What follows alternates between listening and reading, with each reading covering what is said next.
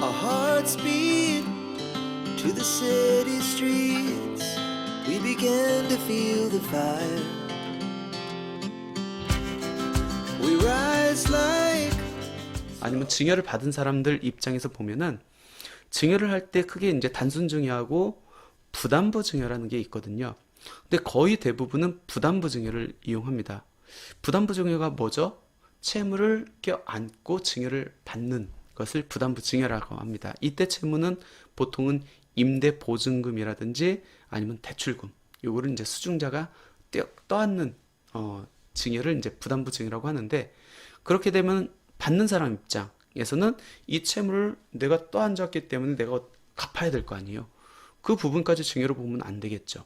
그래서 그 채무를 뺀 금액에 대해서 증여세를 내고, 대신 주는 사람 입장에서는 본인이 갚아야 될 채무가 없어졌어요. 소유권을 이전하면서, 그러니까 유상으로 넘기면서 이 채무가 없어졌기 때문에 그 채무 부분에 대해서는 양도소득세가 과세가 됩니다. 그러니까 부담부 증여를 하면 받는 사람은 채무를 차감한 금액에 대한 증여세, 주는 사람은 채무 부분에 대한 양도소득세를 내에도 불구하고 단순 증여보다 부담부 증여가 유리하게 작용하기 때문에 실무에서는 부담부 증여를 많이 합니다.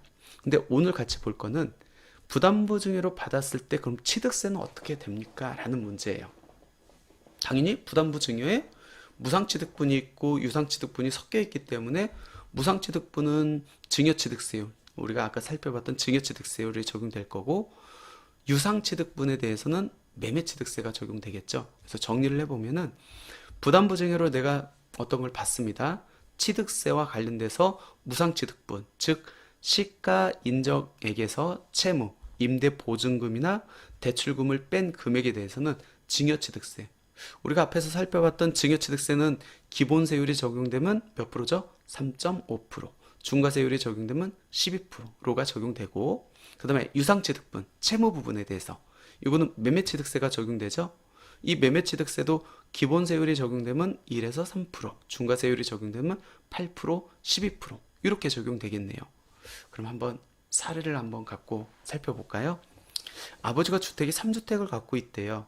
그래서 이래저래 해가지고 자녀가 무주택자니까 증여를 하고 싶은데 여기에 임대보증금이 6억 원이 있습니다. 그럼 이 임대보증금을 같이 떠안는 조건으로 자녀한테 줍니다. 그러면 자녀 입장에서는 10억, 시가가 10억이기 때문에 10억에 대한 증여세를 내는 게 아니고 보증금 6억을 차감한 나머지 4억에 대한 증여세를 냅니다. 더불어서 취득세를 내야 되는데 취득세는 어떻게 되죠?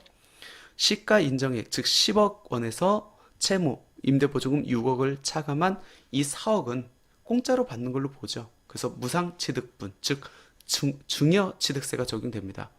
그럼 증여취득세가 일반 세율이 적용되는지 중과세율이 적용되는지는 어떻게 판정한다겠죠? 해당 주택이 조정대상 지역에 있는지, 그리고 주택 공시가격이 3억 이상인지에 따라 달라진다고 했습니다. 근데 이 주택은 조정대상 지역에 있대요. 강남, 서초, 송파, 용산에 있는 주택이고 주택 공시가격이 3억 원이 넘는다고 합니다. 그러면 12% 중과세율이 적용되겠네요.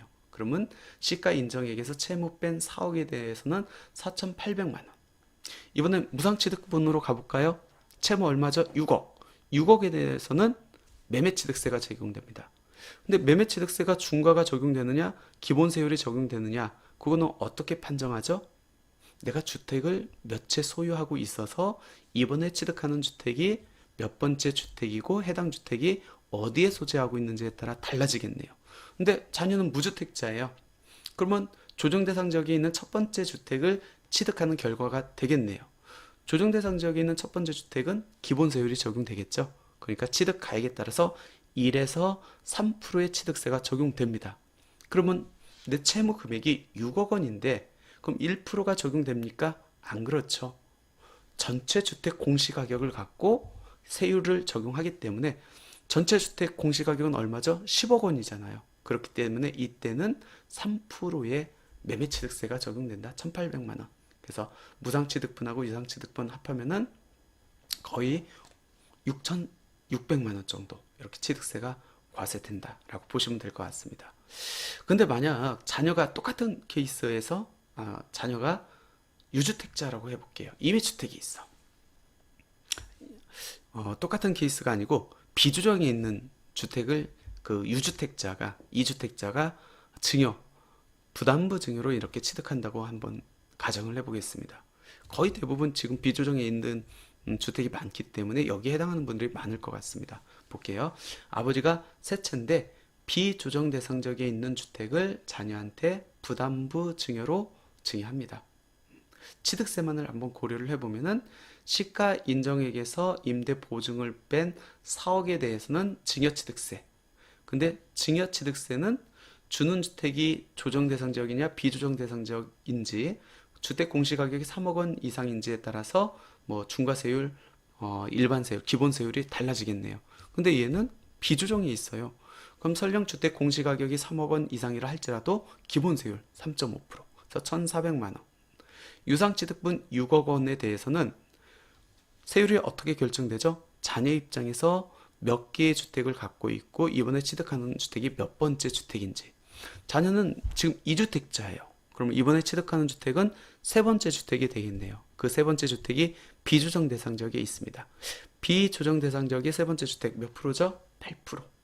4,800만 원.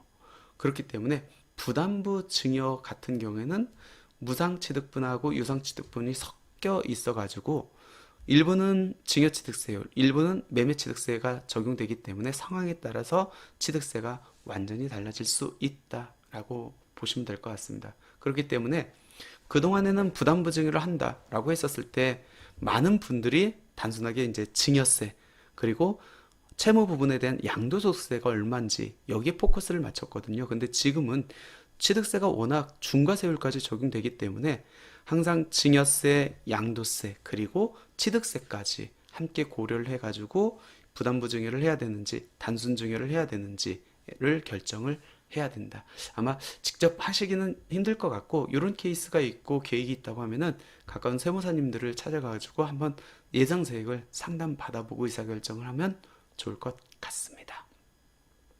부담부 증여할 때 특히 조심해야 될 거 한 가지 말씀드리면은 가끔씩 이 규정을 몰라가지고 12% 중과세율을 이렇게 적용받는 분들이 있기 때문에 한번 말씀드려 볼게요.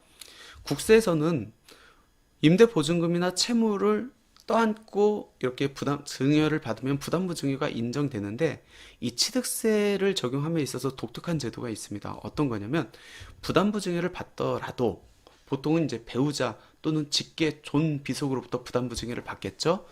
수증자 받는 사람이 소득이 증명되지 않는다면 소득이 없다면 내가 부담부 증여를 받음에도 불구하고 채무 부분에 대해서는 무조건 매매취득세가 적용돼야 됨에도 불구하고 전체를 무상으로 취득한 걸로 봐서 증여에 대한 취득세율을 적용하겠다. 그러니까 부담부 증여로 받는데 취득세를 부과할 때 그냥 증여취득세를 전체 부과하겠다는 겁니다. 이게 납세자한테 유리할까요? 불리할까요? 케이스 바이 케이스일 거예요. 만약 근데 이 증여취득세가 12%가 적용된다. 만약 부담부 증여로 해가지고 매매취득세로 가면은 1에서 3%의 기본세율을 적용받는데 수증자의 소득이 증명되지 않아서 전체를 증여에 대한 취득세 12%가 적용된다. 그러면 세부담이 급격하게 늘어납니다. 그렇기 때문에 항상 상담할 때도 이 소득 여부에 따른 취득세까지 같이 고려를 해가지고 상담을 요청을 해야 되고 예상세액을 산정해야 된다는 겁니다. 우리 취득세에 있는 독특한 제도이기 때문에 이거까지 기억해 두시면 좋을 것 같습니다.